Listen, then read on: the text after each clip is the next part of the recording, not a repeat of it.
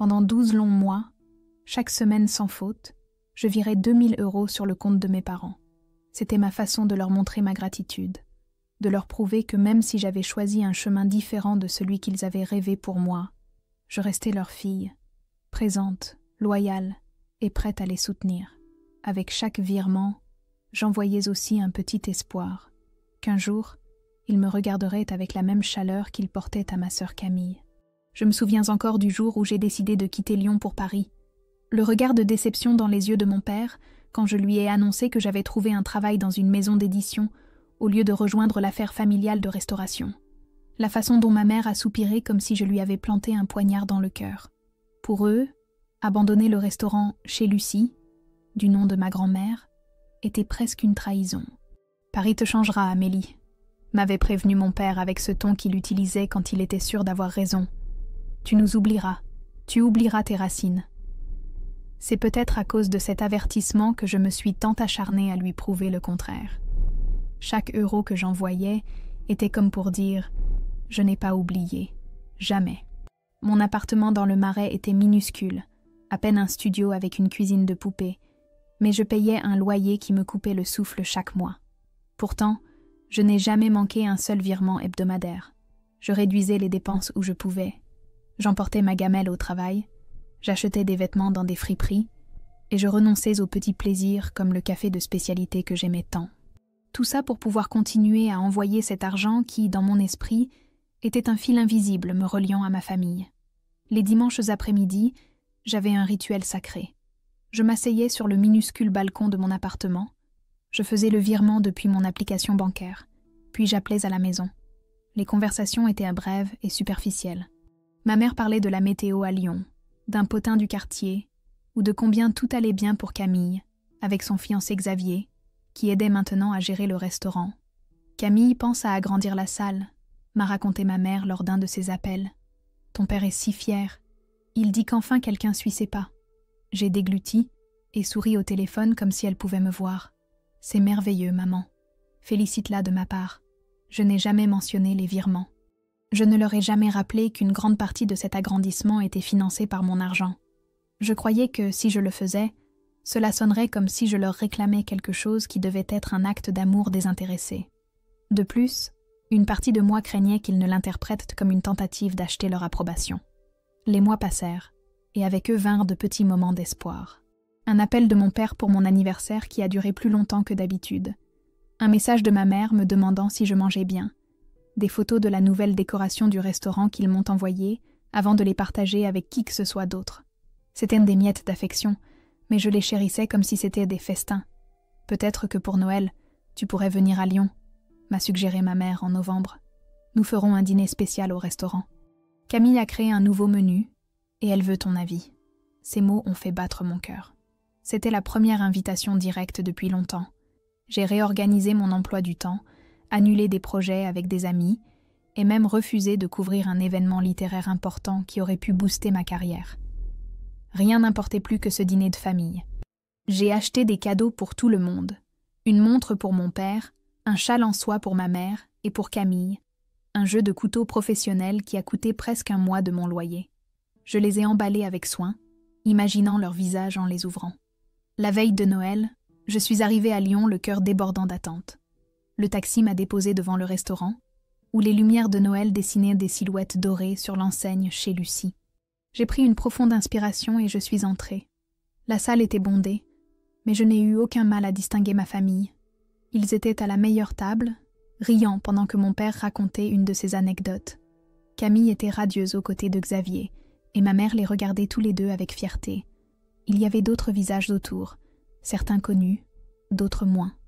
Je me suis approchée avec un sourire tremblant et les cadeaux sous le bras. C'est ma mère qui m'a vue la première. « Amélie, te voilà enfin !» dit-elle en se levant pour me faire une bise rapide sur la joue. « Assieds-toi où tu peux. On fête les fiançailles de Camille et Xavier. » J'ai regardé autour de moi. La table était complète, sans place réservée pour moi. J'ai laissé les cadeaux sur une chaise vide d'une autre table et je me suis installée dans un coin, comme une cliente de plus plutôt qu'une fille qui avait traversé la France pour être là. Pendant le dîner, j'ai essayé de participer aux conversations, mais mes mots semblaient se dissoudre dans l'air. Personne n'a posé de questions sur mon travail, sur ma vie à Paris, ni même si le voyage avait été agréable. C'était comme si ma présence était un ajout de dernière minute à une célébration qui était déjà complète sans moi. Le lendemain, alors que tout le monde ouvrait ses cadeaux chez mes parents, j'ai observé comment mes présents étaient relégués à la fin.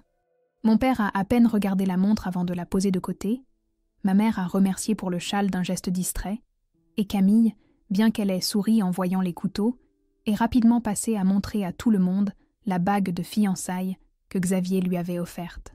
Je suis retournée à Paris plus tôt que prévu, avec une détermination renouvelée. Peut-être que ce n'était pas suffisant d'envoyer de l'argent. Peut-être que je devais faire plus, prouver plus, être plus présente malgré la distance. Alors j'ai augmenté les virements, envoyant désormais 2500 € chaque semaine, même si cela signifiait prendre un deuxième travail de traductrice freelance la nuit. Je ne leur ai jamais parlé de ce sacrifice supplémentaire.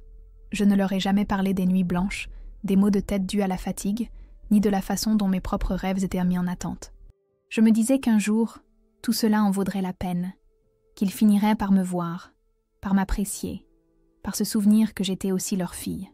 Et pendant ce temps, je continuais à sourire lors de nos brefs appels téléphoniques, je leur souhaitais tout le bonheur du monde, et je me répétais qu'un jour, ils comprendraient tout l'amour qui se cachait derrière ces virements hebdomadaires.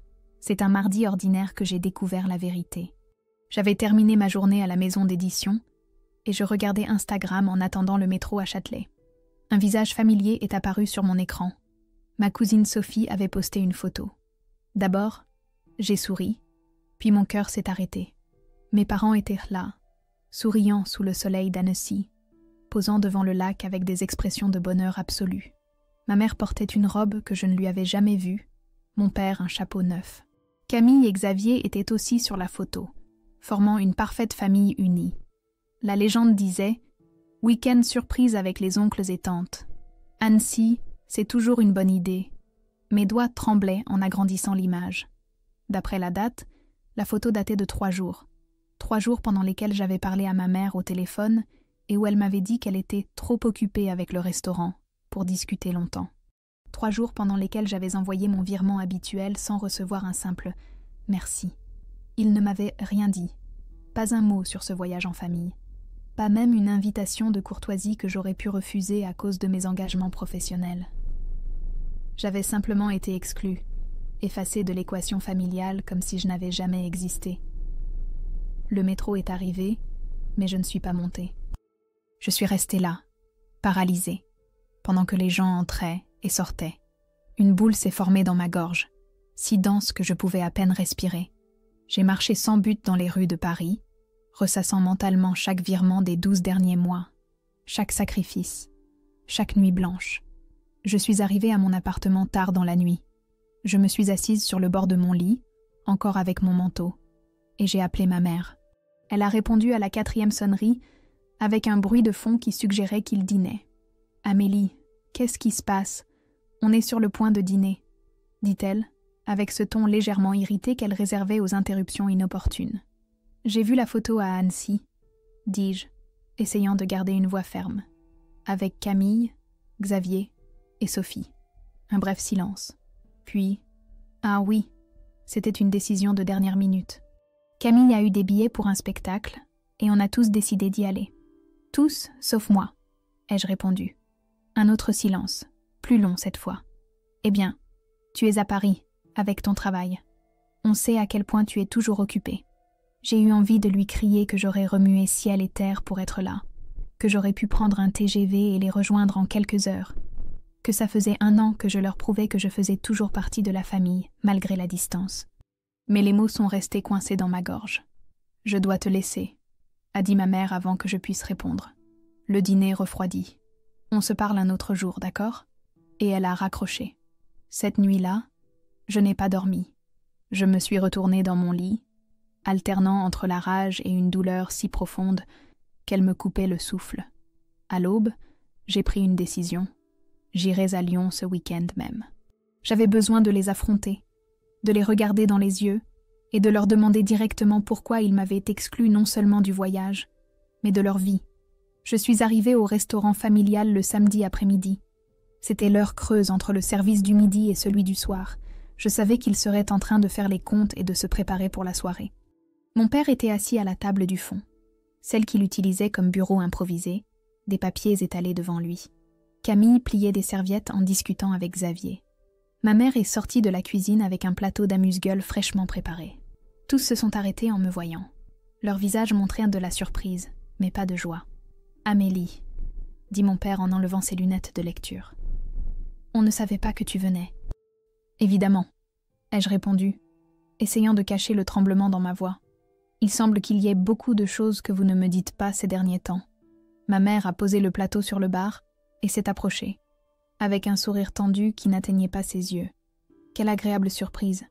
Tu restes dîner ? » ?»« Je ne suis pas venue pour dîner, maman. Je suis venue pour parler. D'Annecy, de pourquoi vous ne m'avez rien dit, de pourquoi... » Je me suis arrêtée, sentant les larmes menacer de couler. J'ai pris une profonde inspiration. De pourquoi j'ai l'impression de ne plus faire partie de cette famille. Un silence gênant s'est abattu sur le restaurant. Camille et Xavier ont échangé un regard, comme s'ils étaient des spectateurs entraînés contre leur gré. Ma mère a commencé à dire quelque chose, mais mon père l'a interrompu. « Amélie, » dit-il d'une voix ferme en se levant. « Tu as pris ta décision il y a 1 an. Tu as choisi Paris plutôt que Lyon, ta carrière plutôt que la famille. Nous aussi, nous avons pris nos décisions. Et ça justifie de m'exclure, de m'ignorer, de ne rien me dire à propos d'un voyage en famille ?» Ma voix a monté d'un ton, incapable de contenir ma frustration. « Avez-vous la moindre idée de tous les efforts que j'ai faits cette année pour garder le contact ? Pour vous prouver que je fais toujours partie de cette famille ? » « Les virements, » dit mon père avec un geste méprisant. « Tu crois que tu peux acheter ta place dans cette famille avec de l'argent ? Mais une famille, ce n'est pas une question d'argent, Amélie. C'est être présent, partager, se sacrifier ensemble. » Ces mots m'ont frappé comme une gifle. Tu crois que je ne me suis pas sacrifiée ? J'ai travaillé jusqu'à l'épuisement pour pouvoir vous envoyer cet argent. J'ai renoncé à des opportunités, à mon confort, à mon propre bien-être. Tout ça pour vous montrer que vous comptez pour moi, que je veux faire partie de votre vie même si je suis loin. Ma mère s'est avancée, l'air conciliant. Personne ne t'a demandé cet argent, ma chérie. Nous l'apprécions, bien sûr. Il a été très utile pour l'agrandissement du restaurant, mais... Utile ? L'ai-je interrompu, sentant la colère monter en moi. C'est tout ce que ça a été pour vous ? Utile ? Camille a finalement pris la parole, avec ce ton condescendant qu'elle avait perfectionné depuis l'enfance. Amélie, tu exagères. C'était juste un week-end. Ce n'est pas si grave. Je l'ai regardée, incapable de croire à sa frivolité. Ce n'est pas juste le voyage, Camille. C'est tout. C'est la façon dont vous me traitez depuis que je suis partie. Comme si j'avais commis un crime impardonnable en voulant construire ma propre vie. Mon père a soupiré profondément, comme s'il était fatigué d'une discussion qui venait à peine de commencer. Il s'est approché de moi, m'a regardé droit dans les yeux, et d'une voix qui ne laissait place à aucune réplique, a dit « Tu ne fais pas partie de ce groupe, Amélie. Plus maintenant. Tu as pris ton chemin et nous le nôtre. L'argent que tu envoies ne change rien à ça. » Le monde a semblé s'arrêter. Les mots de mon père ont résonné à mes oreilles, cruels et définitifs. J'ai senti quelque chose se briser en moi, un dernier fil d'espoir qui s'évanouissait. Sans un mot de plus, j'ai tourné les talons et je suis sortie du restaurant. Les rues de Lyon, qui avaient autrefois été mon foyer, me semblaient maintenant un lieu étrange et hostile. J'ai marché sans but, les larmes coulant librement sur mes joues. Ce soir-là, dans la chambre d'hôtel que j'avais réservée à la hâte, j'ai vérifié mon application bancaire. 12 mois de virements hebdomadaires. Des milliers et des milliers d'euros envoyés comme preuve d'amour, comme tentative désespérée de maintenir un lien qui, apparemment, était déjà rompu depuis longtemps. Mon doigt s'est arrêté sur l'option de programmer le prochain virement. Pour la première fois en 1 an, j'ai hésité. Les paroles de mon père « Tu ne fais pas partie de ce groupe » résonnaient constamment dans mon esprit. Pourquoi continuer à essayer ? Pourquoi continuer à me sacrifier pour des gens qui avaient à décider de m'exclure de leur vie ? Avec un profond soupir, j'ai fermé l'application sans rien programmer. J'ai ressenti un étrange soulagement mêlé à une profonde tristesse. C'était comme dire adieu à un rêve que j'avais poursuivi pendant trop longtemps. Le rêve de retrouver ma place dans une famille qui avait déjà décidé de continuer sans moi. Dans le TGV qui me ramenait à Paris, Alors que je regardais le paysage de la Bourgogne s'éloigner par la fenêtre, j'ai pris une décision. Je ne couperai pas les ponts complètement. Ce n'était pas dans ma nature. Mais j'arrêterai de mendier de l'affection. J'arrêterai d'acheter une place qui, apparemment, n'avait jamais vraiment été la mienne. Mon téléphone a vibré. C'était un message de Camille. Papa ne pensait pas ce qu'il a dit. Il était contrarié. Tu sais comment il est. Je n'ai pas répondu. Je n'avais plus l'énergie pour d'autres excuses, pour d'autres miettes d'affection qui ne servaient qu'à maintenir une illusion en vie. Cette fois, ce serait à eux de faire le premier pas s'ils voulaient que les choses changent. Et s'ils ne le faisaient pas, je devrais apprendre à vivre avec, à construire ma propre vie, mon propre sentiment d'appartenance, loin de Lyon et du restaurant qui portait le nom de ma grand-mère, mais qui n'avait plus de place pour moi. Cette nuit à Paris fut la plus longue de ma vie. Je me suis allongée dans mon lit en regardant le plafond, tandis que les mots de mon père se répétaient comme un écho sans fin. Tu ne fais pas partie de ce groupe. Chaque syllabe était un poignard qui s'enfonçait plus profondément à chaque répétition. L'appartement, qui m'avait toujours semblé petit, me paraissait maintenant immense et vide, comme si toute ma solitude s'était matérialisée dans ses murs. J'ai pensé au visage de mes parents quand j'ai quitté le restaurant. Il n'y avait pas de regret en eux, seulement une sorte de soulagement résigné, comme s'ils avaient enfin mis des mots sur quelque chose qu'ils ressentèrent depuis longtemps. Camille ne m'avait même pas regardé dans les yeux quand je suis sortie. Xavier, toujours le diplomate, avait fait un geste comme pour me retenir, mais il était resté immobile face à un regard de mon père. À 3 heures du matin, incapable de dormir, je me suis levée et j'ai ouvert l'album photo que je gardais dans le tiroir de ma table de chevet. Des souvenirs d'une famille qui avait un jour semblé complète.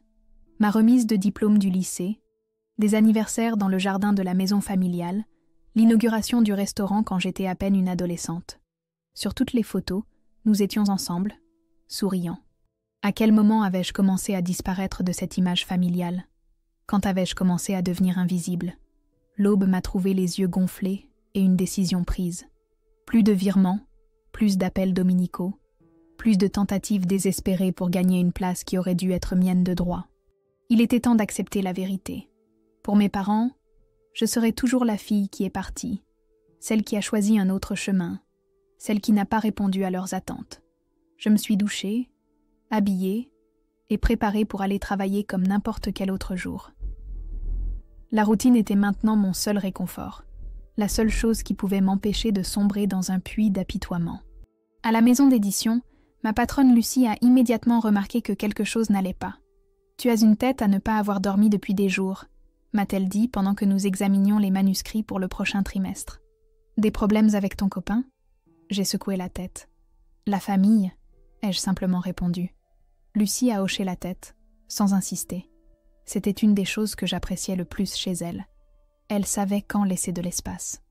Cependant, à la fin de la journée, elle m'a arrêtée avant que je ne parte. « Amélie, je ne sais pas ce qui se passe, mais quoi que ce soit, souviens-toi qu'il y a des gens qui t'apprécient ici. L'équipe, moi, nous apprécions ton travail, ton dévouement. » Ces mots m'ont prise par surprise. Je n'étais pas habituée à recevoir de la reconnaissance, encore moins quand j'en avais le plus besoin. J'ai senti une boule dans ma gorge. « Merci, Lucie. Ça compte beaucoup. » Ce soir-là, en rentrant chez moi, le téléphone a sonné. C'était Camille. J'ai hésité avant de répondre, mais je l'ai finalement fait, me préparant à plus d'excuses ou de justifications. « Amélie, je sais que tu es en colère. Et tu as raison, » a-t-elle dit sans préambule. « Ce que papa t'a dit était horrible. Il n'a fait que dire la vérité, Camille. La vérité que vous ressentez tous depuis un moment. Ce n'est pas vrai, » a-t-elle insisté. Papa était contrarié. « Tu sais comment il est, quand il sent que quelqu'un remet en question ses décisions. » « Je n'ai pas remis en question ses décisions, » ai-je répondu, sentant la colère remonter. « Je voulais juste savoir pourquoi vous m'aviez exclu d'un voyage en famille. Pourquoi vous m'excluez de tout ?» Il y a eu un silence à l'autre bout du fil. Finalement, Camille a soupiré. « Tu as raison. On n'a pas été justes avec toi. Papa, tu sais comment il est. Quand tu es parti à Paris, il l'a pris comme une trahison personnelle. Il croit que tu as rejeté tout ce qu'il a construit pour nous. Je n'ai rien rejeté, Camille. Je voulais juste construire mon propre chemin. Je sais, et je le comprends. Mais papa est d'une autre génération. Pour lui, la famille, c'est tout. Et la famille, ça veut dire être ensemble, travailler ensemble, vivre ensemble. Ce n'est pas la famille, c'est du contrôle, ai-je dit, me surprenant moi-même par la dureté de mes mots. Un autre silence. Je pouvais imaginer Camille, de l'autre côté, cherchant les mots justes pour défendre notre père sans me donner entièrement raison. « Écoute, je n'ai pas appelé pour me disputer », a-t-elle finalement dit.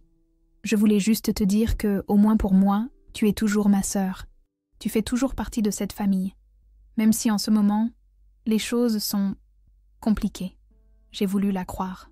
Une partie de moi s'est accrochée à ces mots, comme à une bouée de sauvetage au milieu d'une mer déchaînée. Mais une autre partie, celle qui avait passé toute la nuit précédente à revivre le rejet de mon père, ne pouvait s'empêcher d'être sceptique. « Merci d'avoir appelé, Camille, » ai-je finalement dit. « Mais j'ai besoin de temps. J'ai besoin de réfléchir à tout ça. » Après avoir raccroché, je suis restée à regarder le téléphone. Camille avait essayé de jeter un pont, à sa manière. C'était plus que ce à quoi je m'attendais, mais moins que ce dont j'avais besoin. Je ne voulais pas de mots conciliants. Je voulais des actes. Je voulais voir un vrai changement dans la façon dont il me traitait, dont il me voyait. Les jours suivants se sont écoulés dans un étrange entre-deux. Je n'ai pas appelé Lyon, et personne de là-bas ne m'a appelé, à l'exception d'un bref message de ma mère demandant si j'allais bien. J'ai répondu par un laconique « oui » et rien de plus. Au travail, je me suis plongée dans les manuscrits, restant tard, acceptant des projets supplémentaires. Lucie m'a averti que je m'en demandais trop, mais le travail était la seule chose qui maintenait mon esprit occupé, loin de la douleur qui menaçait de me consumer. Un soir, près de 2 semaines après la confrontation à Lyon, je corrigeais un manuscrit quand mon téléphone a sonné. C'était un numéro que je ne reconnaissais pas. Amélie Martin a demandé une voix inconnue quand j'ai répondu. « Oui, c'est moi. Je vous appelle de l'hôpital Édouard Herriot à Lyon. Votre père, Antoine Martin, a été admis il y a quelques heures. Vous figurez comme contact d'urgence sur ces papiers. » Le monde a semblé s'arrêter. Mon cœur a fait un bond si fort que j'ai presque pu le sentir dans ma gorge. Qu'est-ce qui s'est passé? Il va bien? Il a fait un infarctus lors d'une réunion d'affaires. Il est stable, mais les médecins ont recommandé une observation et possiblement une intervention. Sa famille est déjà là, mais ils nous ont demandé de vous contacter également. J'arrive, ai-je dit automatiquement sans réfléchir. J'ai raccroché, et je suis restée immobile quelques secondes, essayant de digérer ce que je venais d'entendre. Mon père, cet homme qui avait toujours semblé invincible, était à l'hôpital. Malgré ces mots cruels, malgré le rejet, la peur que j'ai ressentie était réelle et immédiate. Parce que, après tout, il restait mon père. J'ai appelé Lucie, je lui ai expliqué la situation en bafouillant, et elle m'a assuré de prendre tout le temps nécessaire. Puis, dans une frénésie de mouvement, j'ai fait une petite valise, réservé un billet pour le premier TGV du matin, et passé la nuit blanche, 1000 pensées se bousculant dans ma tête. Et si c'était grave? Et si je n'arrivais pas à temps? Est-ce que je regretterais de ne pas avoir essayé d'arranger les choses avant?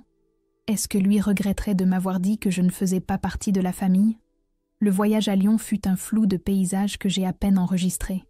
Dans mon esprit, il n'y avait que l'hôpital, la chambre où se trouverait mon père, et l'incertitude de ce que j'y trouverais. En arrivant à l'hôpital Édouard Herriot, j'ai demandé à l'accueil, et on m'a indiqué l'étage et la chambre. À chaque pas dans le couloir, je sentais mon cœur battre plus fort. Je ne savais pas à quoi m'attendre. Me recevrait-il avec froideur? Me dirait-il que ma venue n'était pas nécessaire? En arrivant à la porte de la chambre, je me suis arrêtée. À travers la vitre, je pouvais voir ma mère assise près du lit, tenant la main de mon père. Camille était debout près de la fenêtre, parlant au téléphone à voix basse. Mon père semblait dormir, plus petit et plus vulnérable que je ne l'avais jamais vu. J'ai pris une profonde inspiration et je suis entrée. Ma mère a été la première à me voir. Ses yeux, rougis par les larmes, se sont écarquillés de surprise. Elle s'est levée et, sans un mot, m'a serrée dans ses bras. C'était une étreinte différente de toutes celles dont je me souvenais, pleine d'un soulagement sincère, comme si ma présence était exactement ce dont elle avait besoin à ce moment-là. « Tu es venue » a-t-elle murmuré contre mon épaule. « Bien sûr que je suis venue » ai-je répondu. « C'est mon père. » Camille a raccroché et s'est approchée. Elle m'a aussi serrée dans ses bras, brièvement, mais avec force. « Merci d'être venue si vite. a-t-elle dit. On ne savait pas si tu le ferais après. Comment va-t-il? Ai-je interrompu, ne voulant pas revivre notre dernière conversation. Stable, a répondu ma mère, se rasseyant près du lit. Les médecins disent qu'il a eu de la chance.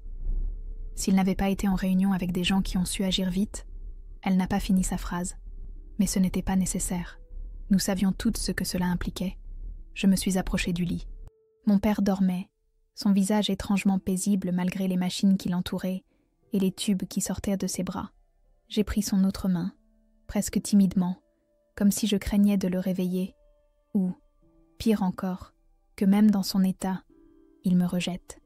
Mais ses doigts se sont légèrement refermés sur les miens, un geste réflexe qui a néanmoins fait monter les larmes à mes yeux.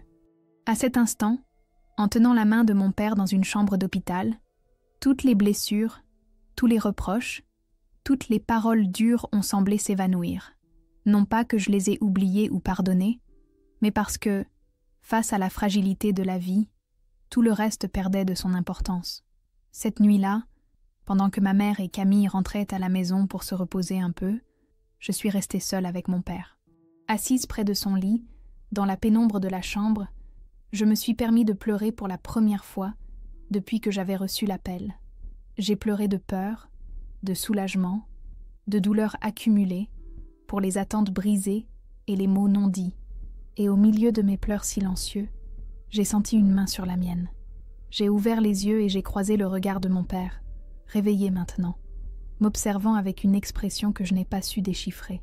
« Amélie, dit-il d'une voix rauque, à peine audible, tu es venue. » J'ai hoché la tête, incapable de parler à cause de la boule dans ma gorge. « Pardonne-moi, » a-t-il murmuré, et une larme solitaire a roulé sur sa joue. Ces deux mots, si simples et pourtant si puissants, ont brisé quelque chose en moi. Ce n'était pas seulement une excuse pour ces paroles cruelles, c'était la reconnaissance de tout ce qui avait échoué entre nous, de tous les malentendus et les attentes non formulées. « Je suis là, papa », ai-je finalement répondu en serrant sa main. J'ai toujours été là.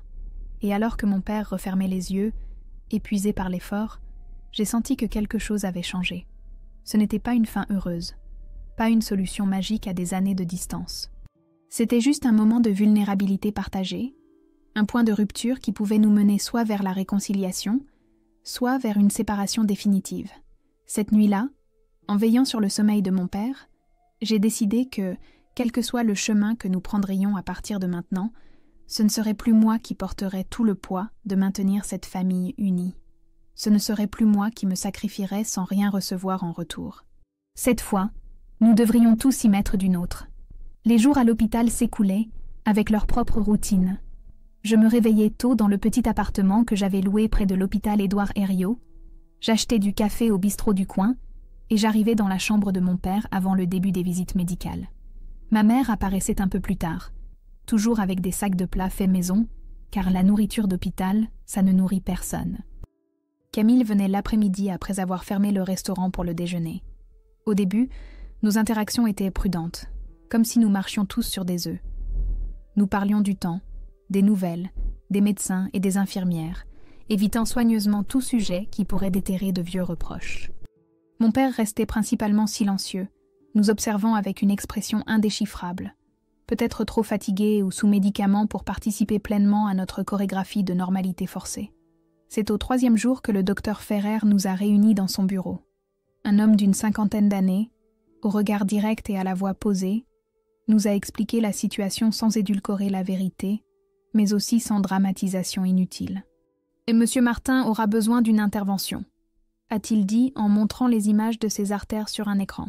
« Ce n'est pas urgent, mais c'est nécessaire. Et après, il devra faire des changements importants dans son mode de vie. » Alors qu'il énumérait ces changements, régime strict, exercice modéré, réduction absolue du stress, médicaments quotidiens, contrôle périodique, j'ai observé le visage de ma mère pâlir progressivement. Camille prenait des notes frénétiquement sur son téléphone, comme si le fait d'enregistrer chaque recommandation pouvait garantir que notre père les suivrait à la lettre. « Combien de temps sera-t-il invalide ?» a demandé ma mère, et j'ai remarqué le tremblement dans sa voix. Ce n'était pas seulement de l'inquiétude, c'était une peur pratique. Le docteur Ferrer nous a expliqué que la convalescence serait progressive. D'abord l'hôpital, puis du repos à la maison, ensuite une réintégration progressive à ses activités, mais jamais au même rythme qu'avant. Ce que votre mari doit comprendre, a-t-il ajouté en regardant directement ma mère, c'est que ce n'est pas une parenthèse après laquelle tout redeviendra normal. C'est un tournant. Sa vie d'avant s'est terminée le jour où il est entré aux urgences. En sortant du bureau, ma mère s'est arrêtée dans le couloir et s'est appuyée contre le mur. Elle semblait avoir vieilli de 10 ans en cette demi-heure. « Je ne sais pas comment on va tout gérer », a-t-elle murmuré, plus pour elle-même que pour nous. Le restaurant, les fournisseurs, les paiements, les employés. Camille l'a entourée d'un bras. « Maman, Xavier et moi, on est là pour ça. Ne t'inquiète pas pour le restaurant. » « Ce n'est pas seulement le restaurant, » a répondu ma mère. « C'est tout. Ton père n'a jamais été bon pour déléguer. C'est lui qui gère les comptes, les impôts, les relations avec la banque. Moi, je sais juste cuisiner et servir les clients. Je ne connais rien à la paperasse. » J'ai échangé un regard avec Camille. Nous savions toutes les deux que notre mère avait raison. Notre père avait toujours été le capitaine incontesté du navire familial, celui qui prenait toutes les décisions importantes. L'idée qu'ils doivent maintenant céder le contrôle était presque inconcevable. « Je peux aider », ai-je dit sans trop réfléchir. « Je peux rester quelques semaines, organiser les papiers, t'apprendre les bases pour que tu puisses gérer. » Ma mère m'a regardée comme si je venais de lui offrir de l'eau en plein désert. « Tu ferais ça? Et ton travail à Paris? » « J'ai des jours de congé accumulés, » ai-je répondu, bien qu'en réalité, je ne sois pas sûre du temps que Lucie me permettrait de m'absenter. Et je peux toujours travailler à distance sur certains projets. Camille m'a étudiée avec curiosité, comme si elle voyait une version de moi qu'elle ne connaissait pas. « Tu es sûre, Amélie? Il y a quelques jours, les choses étaient différentes. » L'ai-je interrompu. Je ne voulais pas revenir sur notre dispute au restaurant, sur les mots blessants de mon père. Maintenant, on est là-dedans ensemble. On est une famille, non? Ma mère s'est mise à pleurer silencieusement et m'a serré fort dans ses bras. « Merci, ma fille. Je ne sais pas ce qu'on ferait sans toi. » Cette simple phrase, si sincère dans sa vulnérabilité, a dénoué quelque chose dans ma poitrine. Pendant 1 an, j'avais envoyé de l'argent, essayant d'acheter ma place dans une famille qui semblait ne pas en avoir pour moi. Et maintenant, soudainement, ce n'était pas mon argent dont ils avaient besoin, mais ma présence, mes connaissances, mes mains prêtes à porter une partie du poids que mon père avait porté seul pendant si longtemps. Cet après-midi-là, quand je suis retournée dans la chambre de mon père, je l'ai trouvé réveillé et plus alerte que les jours précédents. Il m'a regardé entrer et a esquissé un petit sourire. « Ta mère m'a dit que tu restais », a-t-il dit alors que je m'asseyais près de son lit. J'ai hoché la tête. « Quelques semaines, jusqu'à ce que les choses se stabilisent. Tu n'es pas obligé, » a-t-il dit, et il y avait une note d'orgueil blessée dans sa voix. « On peut se débrouiller. »« Je sais, » ai-je répondu, soutenant son regard. « Je ne le fais pas parce que je suis obligée. Je le fais parce que je le veux. » Un silence s'est installé entre nous, mais il n'était pas gênant comme avant. C'était un silence plein de mots non dits, mais peut-être, pour la première fois, compris. « Ce que j'ai dit ce soir-là au restaurant, » a-t-il commencé, mais j'ai levé une main pour l'arrêter. « N'en parlons pas maintenant. Tu as besoin de te reposer et de récupérer. »« Non, j'ai besoin de le dire, » a-t-il insisté avec cette obstination qui le caractérisait tant. Je n'aurais pas dû dire ce que j'ai dit. J'étais en colère, blessée, et j'ai passé ma frustration sur toi. « Blessée ?» ai-je demandé, surprise. « Pourquoi étais-tu blessée ?»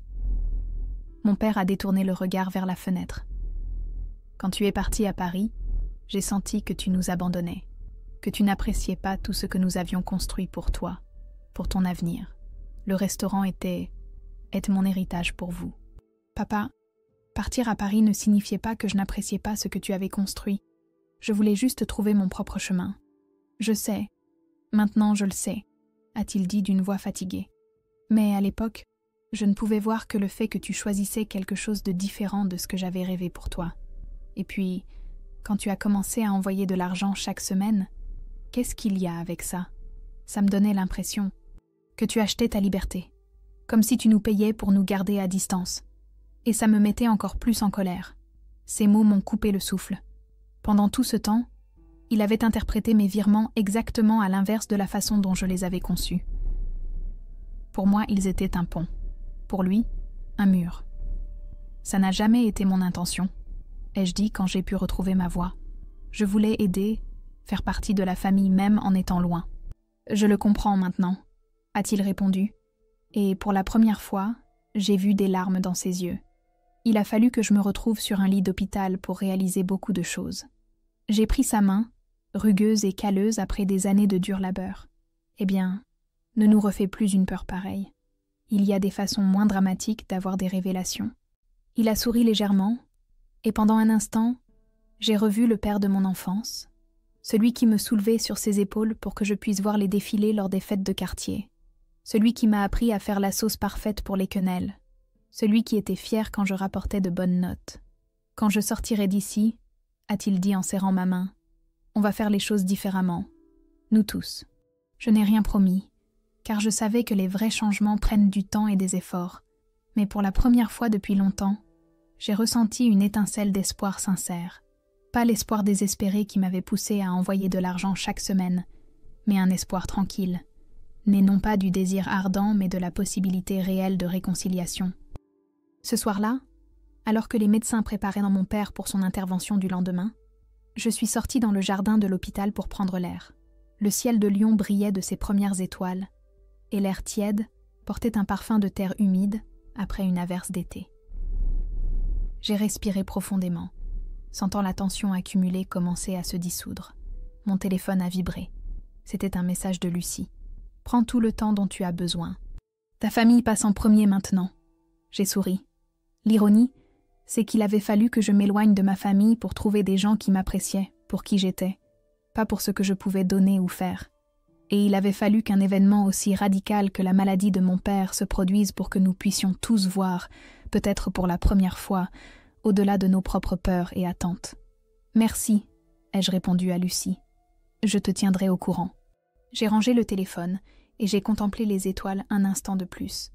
Demain commencerait un nouveau chapitre pour nous tous. Je ne savais pas exactement à quoi il ressemblerait, mais pour la première fois depuis longtemps, je ne l'affronterai pas seule.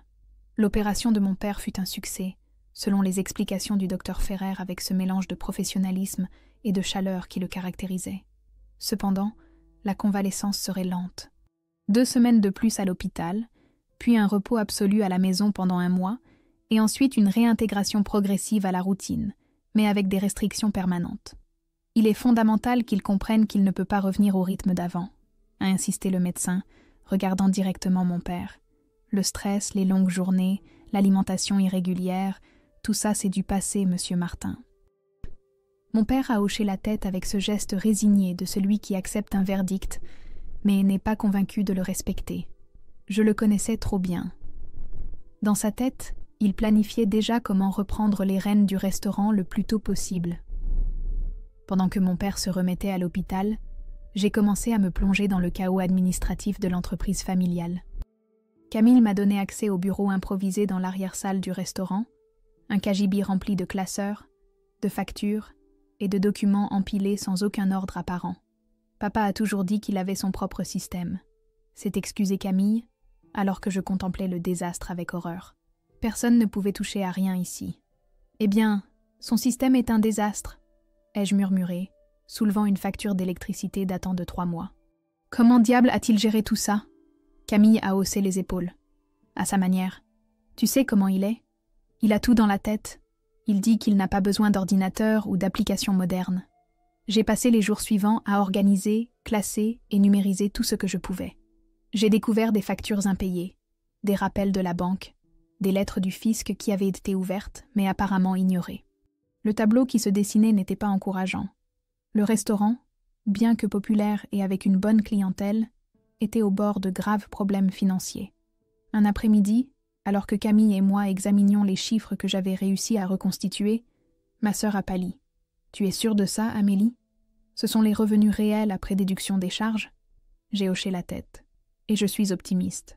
Il y a des dépenses que je n'ai pas pu identifier clairement, des paiements en espèces sans reçu.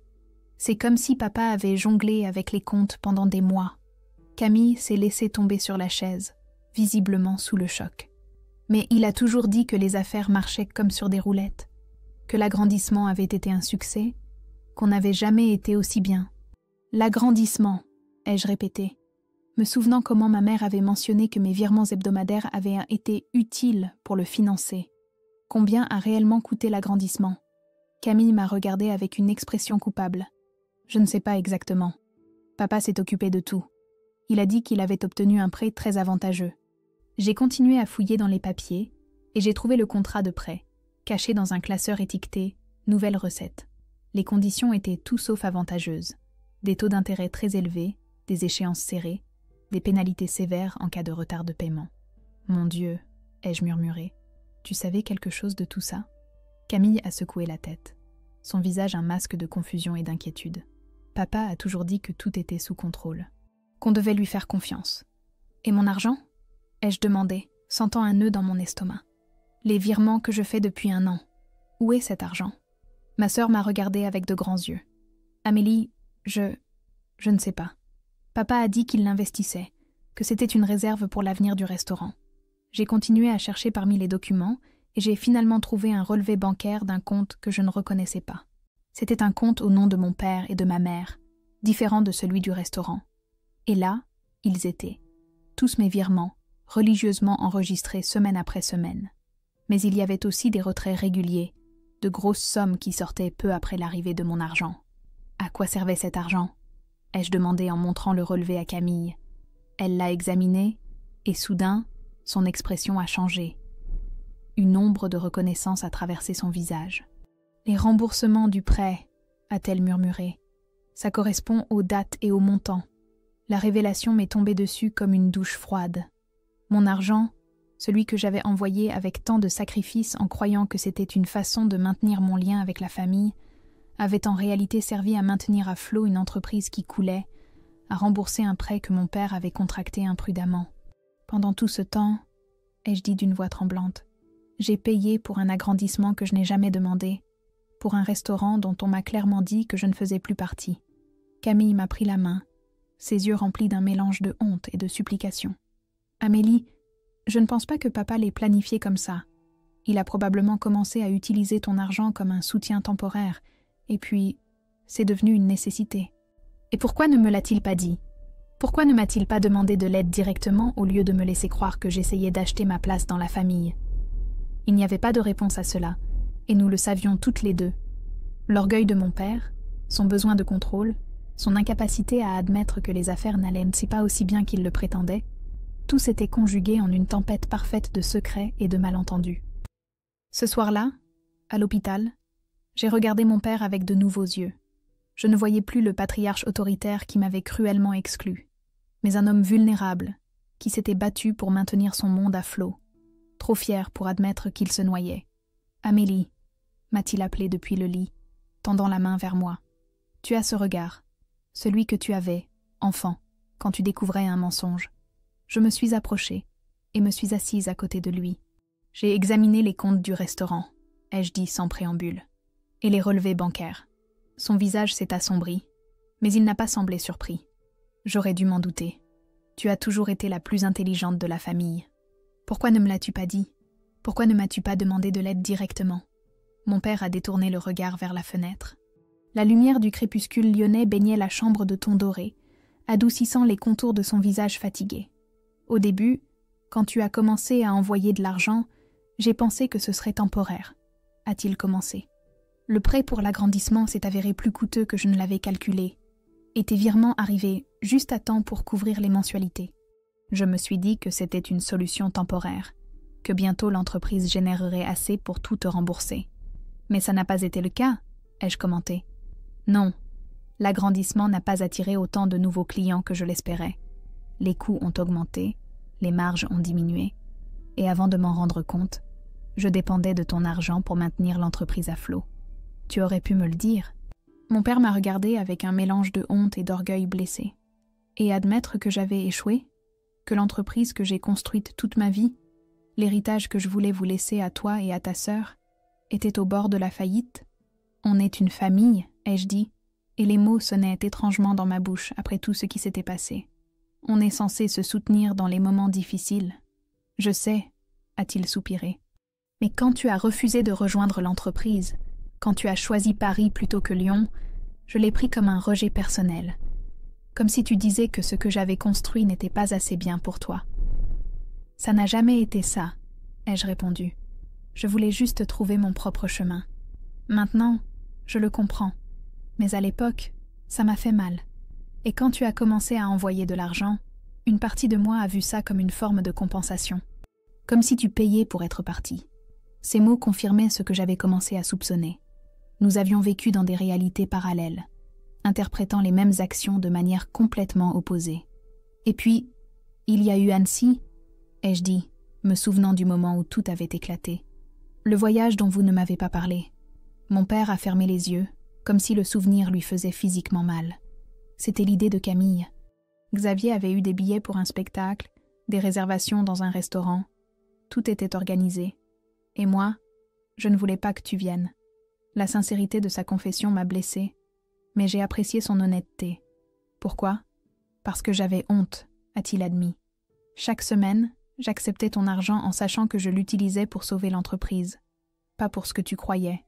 Je me sentais comme un imposteur.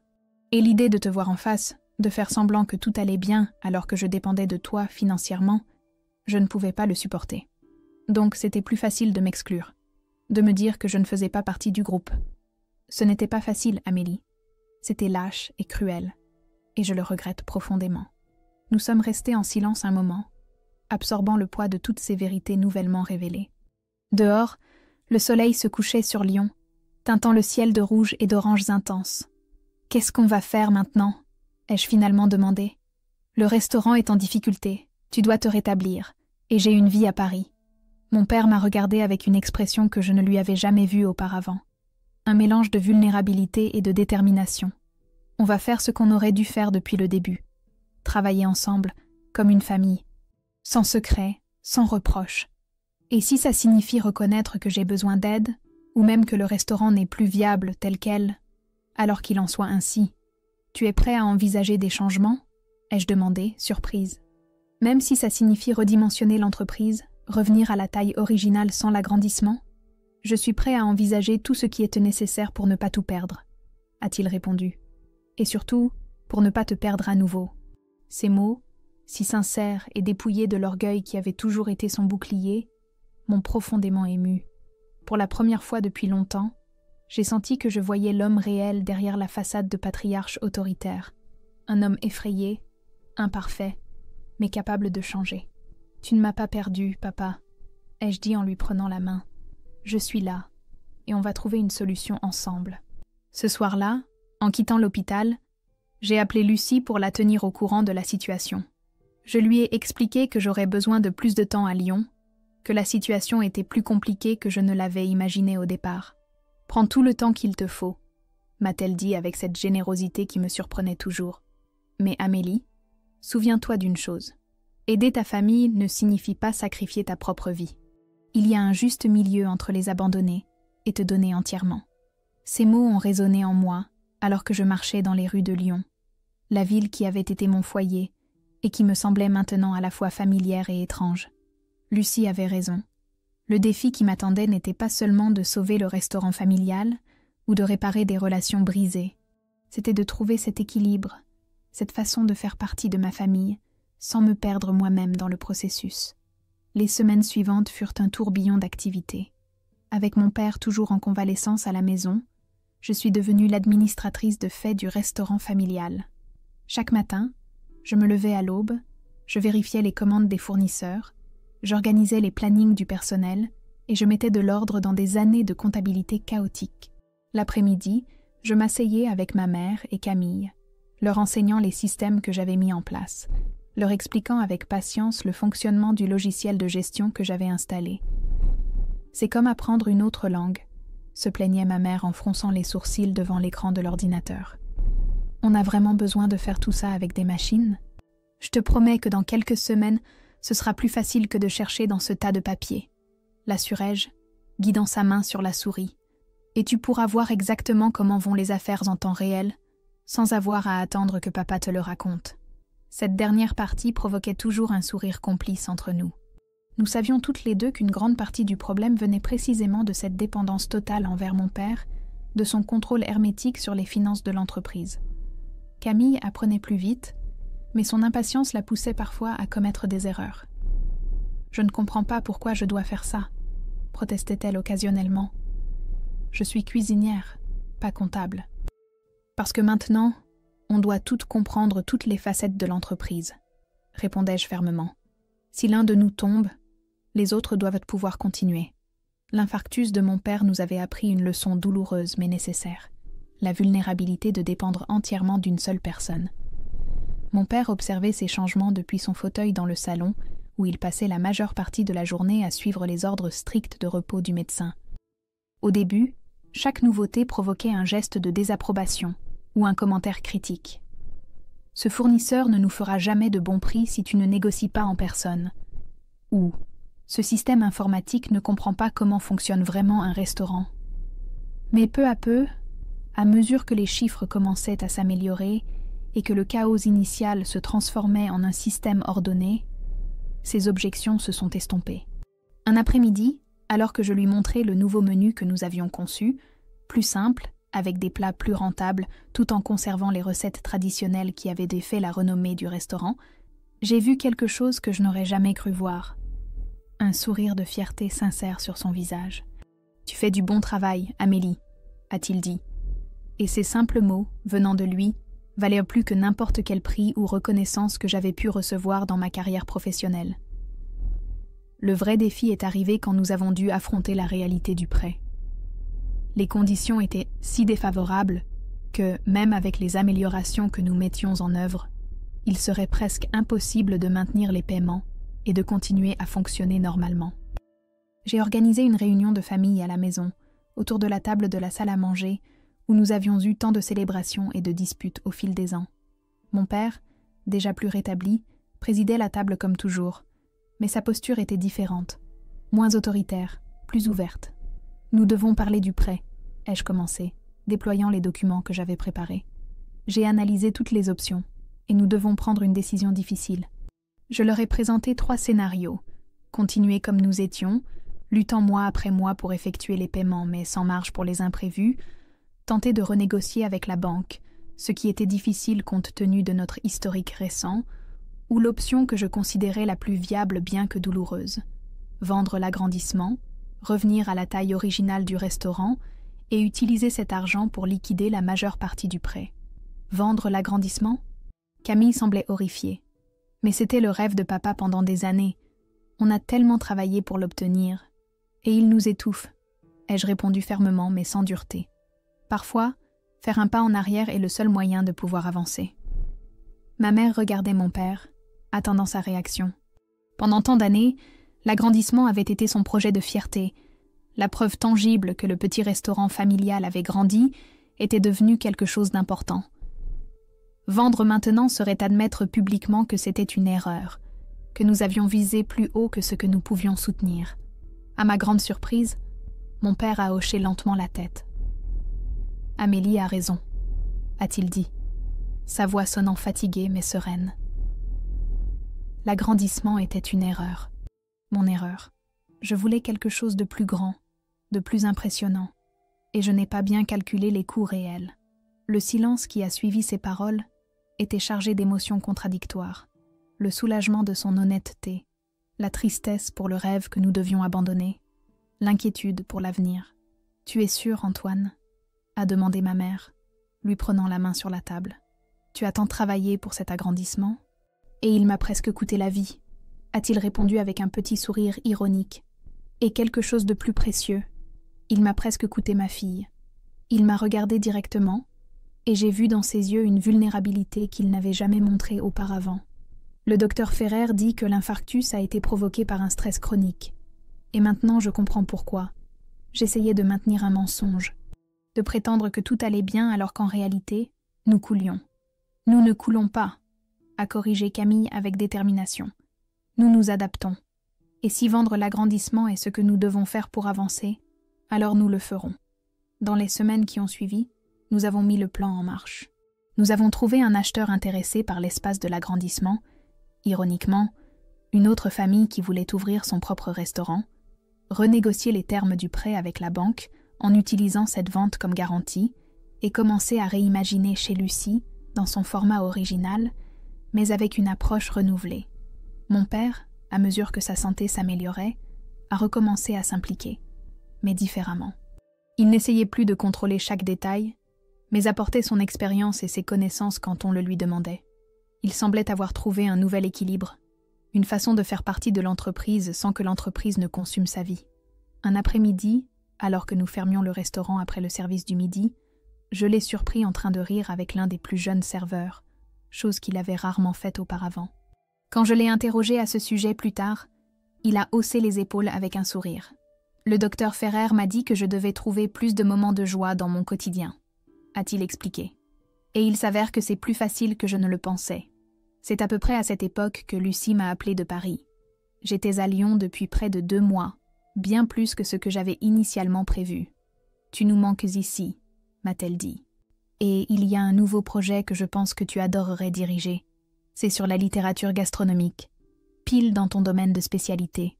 J'ai ressenti un pincement de nostalgie pour ma vie à Paris, pour mon petit appartement accueillant, pour mes collègues de la maison d'édition, pour l'indépendance que j'y avais construite. Ça a l'air parfait, ai-je répondu. Mais je ne sais pas si je peux encore rentrer.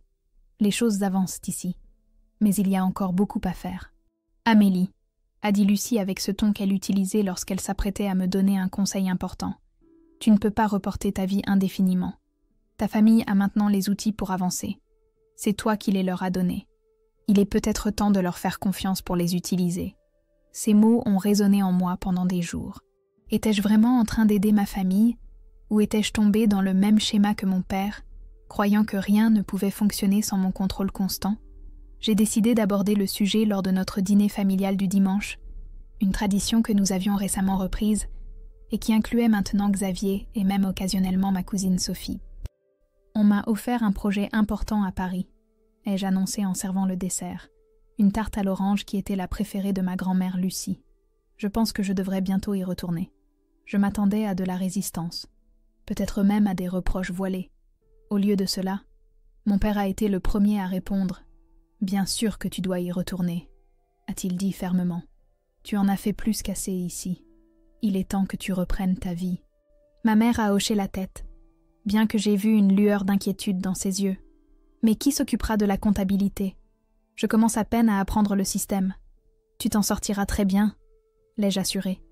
Et on pourra toujours s'appeler ou faire une visioconférence si tu as un doute.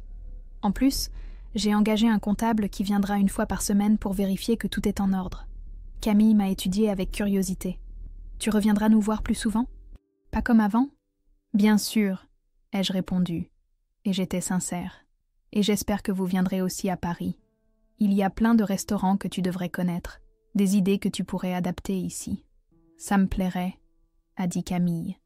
Et j'ai vu dans son sourire que quelque chose de fondamental avait changé entre nous. Nous n'étions plus la sœur qui est restée et la sœur qui est partie. Nous étions simplement des sœurs, chacune avec son propre chemin, mais connectées par quelque chose de plus profond que la géographie ou les attentes familiales. La semaine avant mon retour à Paris, mon père m'a demandé de l'accompagner pour une promenade dans le quartier. Nous avons marché lentement, respectant le rythme que sa convalescence imposait, nous arrêtant de temps en temps pour qu'il salue de vieilles connaissances ou se repose sur un banc. « Je suis fière de toi, Amélie », a-t-il dit soudainement, alors que nous observions des enfants jouer sur la place. Pas seulement pour la façon dont tu as géré la situation du restaurant, mais pour la personne que tu es devenue, forte, indépendante, mais aussi compatissante. Ces mots m'ont prise par surprise. Mon père n'avait jamais été généreux en compliments, surtout avec moi. « Merci », ai-je répondu, sentant une boule dans ma gorge. Ça compte beaucoup venant de toi. Ce soir-là, quand je t'ai dit que tu ne faisais pas partie du groupe, a-t-il commencé, et je voyais à quel point il lui était difficile d'en parler. J'avais tort, et pas seulement parce que c'était cruel. J'avais tort parce que je ne comprenais pas qu'il y a différentes façons d'appartenir. Je me suis arrêtée, surprise par la profondeur de sa réflexion. Toute ma vie, a-t-il continué, j'ai cru que la famille signifiait être tous ensemble, sous le même toit, en suivant le même chemin. Je ne pouvais pas imaginer que quelqu'un puisse faire partie de la famille et en même temps construire sa propre vie séparée. Mais tu m'as appris que c'est possible. Ça l'est, ai-je confirmé. On n'a pas à choisir entre la famille et notre propre identité. On peut avoir les deux. Mon père a hoché la tête, et j'ai vu dans ses yeux qu'il le comprenait vraiment. Retourne à Paris, fais ce projet, continue de construire ta vie là-bas. Et quand tu pourras, quand tu voudras, reviens nous voir. Ta place ici t'attendra toujours, non pas parce que tu l'achètes avec de l'argent ou des sacrifices, mais parce qu'elle est tienne de droit. Je suis retournée à Paris une semaine plus tard, avec des promesses d'appels réguliers, de visites mensuelles et un groupe WhatsApp familial que, étonnamment, mon père avait appris à utiliser pendant sa convalescence. Mon appartement m'a semblé plus accueillant que jamais, comme s'il se réjouissait lui aussi de mon retour. Le projet sur la littérature gastronomique s'est avéré passionnant, et je m'y suis plongée avec un enthousiasme renouvelé. Mais maintenant, chaque dimanche soir, je me connectais en visioconférence avec ma famille à Lyon. Je voyais ma mère me montrer fièrement comment elle avait maîtrisé le logiciel de comptabilité, Camille m'expliquait les nouveaux plats qu'elle expérimentait, mon père intervenant occasionnellement avec un conseil ou une anecdote. Un soir, après l'un de ces appels, je suis restée à contempler l'écran éteint de mon ordinateur, réfléchissant à l'étrange chemin qui m'avait menée jusqu'ici. J'avais commencé par envoyer de l'argent chaque semaine, désespérée d'acheter une place dans une famille où je me sentais comme une étrangère. Et maintenant, paradoxalement, c'est là que je me sentais enfin vraiment en faire partie, parce que j'avais découvert qu'appartenir, ce n'est pas être physiquement présent, ni répondre aux attentes des autres, ni même partager le même toit ou le même travail. Appartenir, c'est être apprécié pour qui l'on est, pas pour ce que l'on donne ou ce que l'on fait. C'est pouvoir être soi-même et, malgré tout, se sentir connecté, accepté, aimé.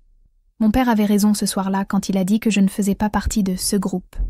Le groupe qui mesure l'amour en favoritisme et en argent, qui confond contrôle et soin, qui ne peut imaginer des formes de famille au-delà des traditions.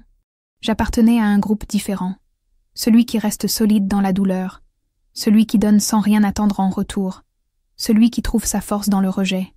Et ce groupe, comme je l'avais découvert, était plus grand et plus fort que je ne l'avais jamais imaginé.